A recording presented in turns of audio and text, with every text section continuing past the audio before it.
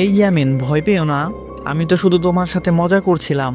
বলেছিলাম না আমিও ভয় দেখাতে পারি, তাই তোমার সাথে একটু মজা করলাম। আরে ধুর, চুপ থাকো তো। ভয় লাগলে কি করতে হয় সেটা বলো। ভয় পাইলে জোরে জোরে গান গাইতে হয়। তুমি কি গান গাইতে পারো? হ্যাঁ হ্যাঁ। তাহলে একটা গাও দেখি। বা কি গান গাবো এখন? যে কোনো একটা গান গাইলেই হইব। ভয় দূর করা দিয়ে কথা। কি গান কি গান কি গান? উফ ধুর, কাঁদি না দিন না না না তা না না না রে, আমার গান নাই রে, আমার গান নাই রে। হেই, কাঁদি না দিন না না না তা না না না রে, আমার গান নাই রে, আমার গান নাই রে। এই কে রে এই রাত দুপুরে গান গায়? আমার কাঁচা ঘুমটা ভেঙে দিল। তুমি কে? আমি মেছো ভূত। ঘোড়ার ডিম তুমি? ঘোড়ার ডিম না, ভূত। ভূত হইতে আইছে? কি যোগ্যতা আছে তোমার? কি আমাকে সন্দেহ করা হচ্ছে? এক্ষুনি দেব নাকি ঘাড়টা মোটকে?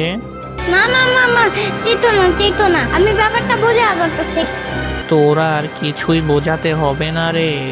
তোদের ভাগ্য ভালো, আমি মেছো ভূত। মাছ ছাড়া অন্য কিছু খাই না, না হলে তোদের দুজনকে এতক্ষণে জুস বানিয়ে খেয়ে ফেলতাম। আপনি কি ললিপপ লাইক করেন? কি ইয়ার্কি মারা হচ্ছে আমার সাথে? বললাম না আমি মেছো ভূত। আমি মাছ খাই, আর কিছু খাই না। আমি তোমার জন্য একটা ভালো শক্ত দেখে একটা কাঁচা মাছের জুস বানিয়ে আমার পুরান ফিটারে বইরে খাওয়াবো। কি পুরান ফিটার? চেতো না, পরে আমার আম্মুরে বলবো কি নতুন একটা চাইনিজ ফিটার আইনা দিতে।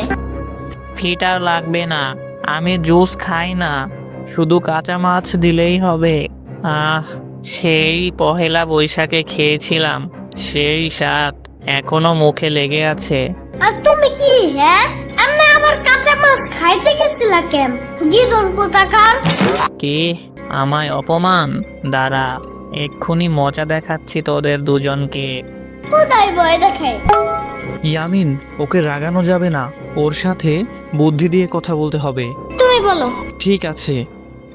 আচ্ছা নিশিভূত, এখানে ইয়ামিনের কোনো দোষ নেই। আমি ওকে গান গাইতে বলেছিলাম। ও, তুই তাহলে সেই? তাহলে এখন ওকে বাদ দিয়ে তোর ঘাড় মটকাবো। না না, এমন করো না। বিনিময়ে তুমি যা চাবে আমি তোমাকে তাই দেব। ঠিক আছে, তাহলে আমার জন্য অনেক বড় দেখে 2টা ইলিশ মাছ নিয়ে আয় তো। ইলিশ মাছ? তাও আবার বিশাল সাইজের?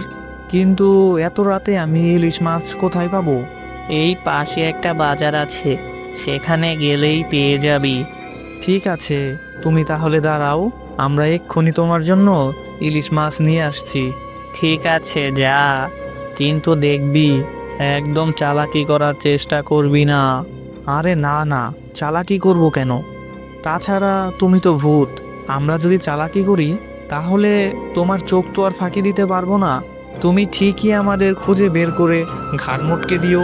তবে যা, তাড়াতাড়ি মাছ নিয়ে আয়, খোদায় আমার পেটে ইঁদুর লাফাচ্ছে।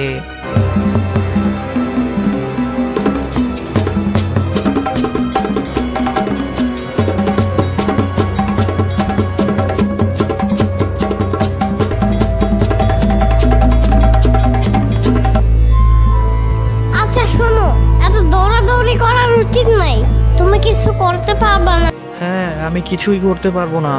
আমি মিথ্যা কথা বলেছিলাম, আমি আসলে কোনো ভূত বিশেষজ্ঞ নই।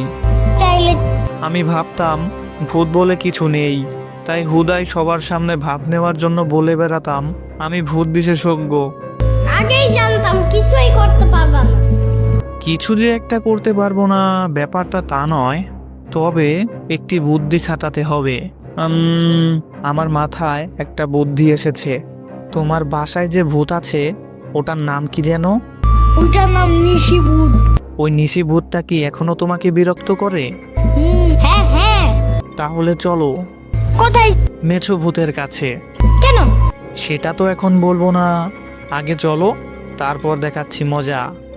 ওকে, তাইলে চলো।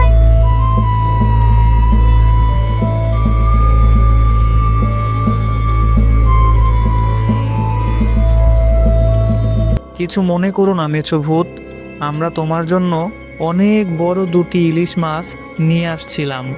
ঠিক তখনই আমাদের সামনে এসে দাঁড়ালো বিশাল বড় একটি ভূত। সে আমাদের কাছ থেকে জোর করে মাছগুলো ছিনিয়ে নিল। তোরা কি ওই ভূতকে আমার কথা বলিসনি? বলেছিলাম তো, কোনো পাত্তাই দিল না। কি এত বড় স্পর্ধা? কি নাম ওই ভূতের? ওর নাম নিশিভূত। ও, চিনেছি বেটাকে। আমার এলাকায় থেকে আমার খাবার ছিনিয়ে নেয়। ওকে আমি দেখাচ্ছি মজা। তুমি ট্রেন্ডি শিবুরটারে শেষ করে দাও। যা, তোদের ক্ষমা করে দিলাম, তোরা বাড়ি ফিরে যা। আমি ওই নিশিভূতের সাথে দেখা সাক্ষাৎ করে আসি।